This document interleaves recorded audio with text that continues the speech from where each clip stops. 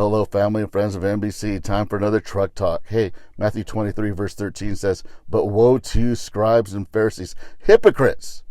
For you shut the kingdom of heaven in people's faces. For you neither enter yourselves nor allow those who would enter to go in." So, I've had a lot of gospel conversations in my life, and the number one objection to Christianity goes something like this. Tell me if this sounds familiar. The church and Christianity are full of hypocrites. I don't want anything to do with that group of phonies. I call this the hypocrite hurdle. That term hypocrite was originally used in ancient Greece to refer to actors who wore a mask.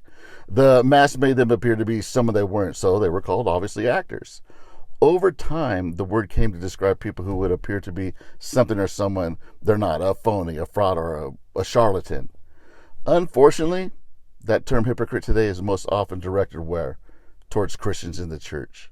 Well, Jesus is well aware of such hypocrites. In his day, the biggest fakers were the Pharisees. They were the religious leaders who were so concerned about appearances and following religious rules that they missed the heart of God and the life transformation that only Jesus can bring, that change from within.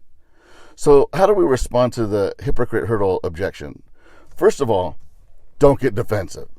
Every single follower of Jesus is flawed. Therefore, every church is full of imperfect people who don't always live the way they know they should, including me. We don't always practice what we preach. Yet, I can't think of a better place for a bunch of hypocrites to be than the church, because the church, like we've always said, is not a museum for saints, but a hospital for sinners. Secondly, point to Jesus rather than the shortcomings of his followers. While you and I will always disappoint in one way or another, guess who never will? Jesus. Jesus loves us, our flawed, broken, and hypocritical selves.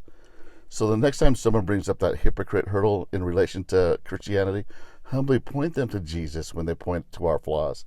Ask them to consider him, read about his life in the Gospels, and see what they think. I really believe they will like him. There won't be any phoniness in Jesus, and some will even choose to follow him. Something to meditate on today. Until next time, love you guys. Keep looking up.